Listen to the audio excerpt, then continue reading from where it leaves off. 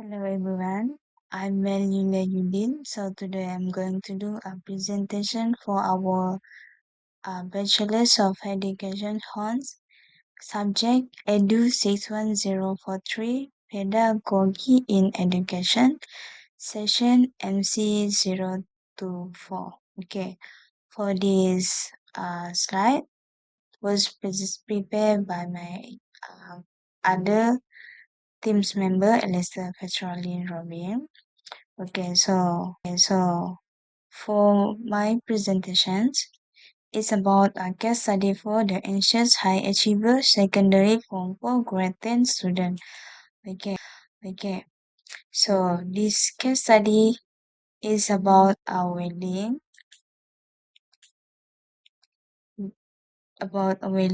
anxious higher achiever secondary form for grade 10 student. She is one of a student participating in online classes taught by Miss Priya. So she really is a good student. She consistently score above 90% on tests that Miss Priya do. So, but she have experienced profound academic anxiety where she displays several symptoms associated with the stress. So, for Wailing, before their every assessment, she always send Miss Priya message requesting for clarification about the specific format in which question will appears, since she is very scarce of have low mark. Okay, for beside that, she also when Miss Priya give her critical feedback, she also starting to cry in camera. So her attitude make Miss Priya worry. So willing, she no longer engaged in class discussion for fear that they might distract her from the studying the content required for assessment. Besides that, she scared of making her parents disappointed if failed to get into top university. Okay, we go to the next slide. Okay, the next slide is about the three theory for case study for. First one is cognitive, or known as instructional design perspective. Second is behaviorist perspective. Third is humanistic perspective. So I will explain about all these three theory. Okay, the first one is cognitive perspective. First, for whaling cases, we need for scaffolding. Whaling's reliance on structured study guide explicit criteria and work example points to a strong need for high instructional scaffolding to reduce her cognitive load. The second is uncertainty as cognitive load. Her anxiety spike when facing ambiguous assessment format because ambiguity acts as extraneous cognitive load, forcing her brain to spend energy guessing expectation rather than focusing on actual problem solving. So the next is mastery BS performance orientations.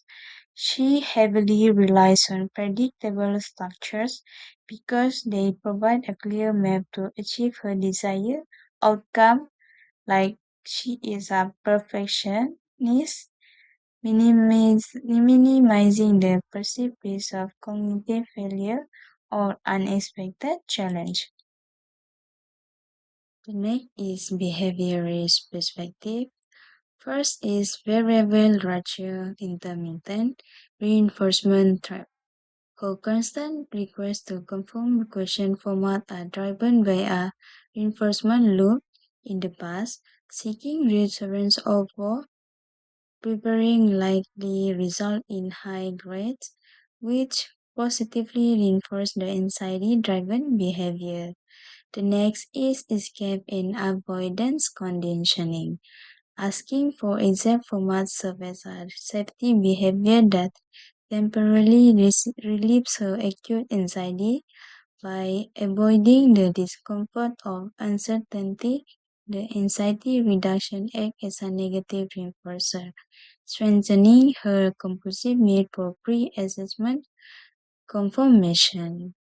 So the next slide is the third behavior perspective is extensions of optional participation. Her withdrawal from optional class discussion indicate that unquantified or ungraded activities lack immediate positive reinforcement, leading her to extinguish behavior that do not yield a direct measurable rewards grades. Okay, the last one is humanistic perspective. Additional positive regard. Her belief that she has no other choice but to be perfect, driven by fears of parental disappointment, suggests she perceives her self-worth as unconditional. She believes she is valued only for her academic achievement rather than for who she is. So this is from human perspective. Then the second one is deficit in psychology safety.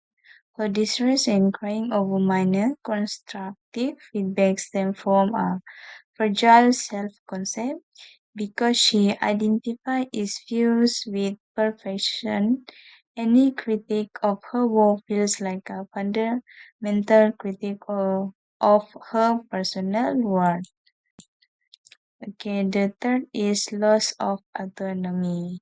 She has retreated into a rigid, grade obsessed tunnel vision, sacrificing her intrinsic motivation, curiosity, and authentic engagement for external validation and survival under pressure. Okay, for whaling cases, we integrate support strategy. So to support whaling well-being without lowering academic standard or removing necessary structure, Israel can implement the following strategies. First is maintaining and review fee structure gradually. So she has to continue providing clear rubric and structured study guides so she does not lose her cognitive anchor, but gradually introduce minor low-stake variation in question, pressing to build her tolerance for ambiguity. Second is decouple feedback from identity, reframe feedback using a growth mindset framework like separating the product from the person, establish regular brief check-in focus on effort and learning rather than scores, fostering a humanistic environment of unconditional positive regard. Okay, so the next is break the reassurance loop. Kindly set boundaries around pre-assessment messaging. For example, like answering general conceptual questions rather than confirming exact format to gradually extinguish her anxiety-driven reassurance-seeking behavior. So the last one is broaden self-worth beyond grades. Create low-stake, non-grade opportunities where willing can experience success and recognition for collaboration, creativity, or risk-taking, helping her detach her personal value from test score. Okay, so the next slide. Hello, I'm Melissa Petalin Robin, so I will be taking over from here. So my part is lesson a learning flow, which is this is our learning sequence. First is prepare. Prepare study guide plus learning objective, which is prepare yourself by reading the study guide and understanding what you are expect to learn. Second is practice. Attempt question independently. Try to answer question on your own to apply and strengthen your understanding. The third is self-check. Use assessment criteria. Check your answer using the assessment criteria to see whether you have achieved the expected standard. Next is feedback, receive feedback, which is identify strengths plus improvement. Get feedback from others and identify what you did well and what area you need to improve. Next is revise, correct mistakes. Review your work and correct any mistake based on the feedback you receive. Participate, join non-graded discussion, take part in discussion to share ideas, ask questions, and learn from others without worrying about grades. Last, reflect, which is set a process-based learning goals. Think about your learning progress and set a specific goals for how you can improve your learning process. Next is key learning strategy, which is strategy 1, structure preparation, study guides, revision checklist, clear learning objective, and assessment criteria. Strategy 2 is gradual reduction of reassurance, which is check resources first, attempt independently, and ask specific question only when needed. Last strategy is positive reinforcement, which is we need to praise independent preparation, persistence, participation, accepting feedback, and trying difficult questions. Feedback strategy, which is strength improvement and revision. Step 1 is identify what mailing did well.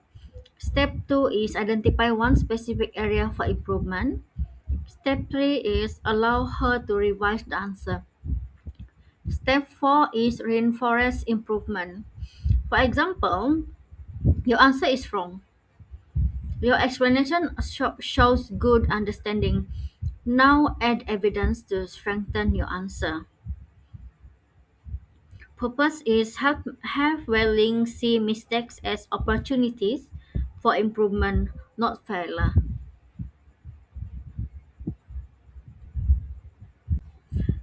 This is constructive alignment, which is we have learning objective, activity, and assessment. So prepare independently. This is a learning objective, and activity is study guide and checklist. Assessment is self preparation checklist.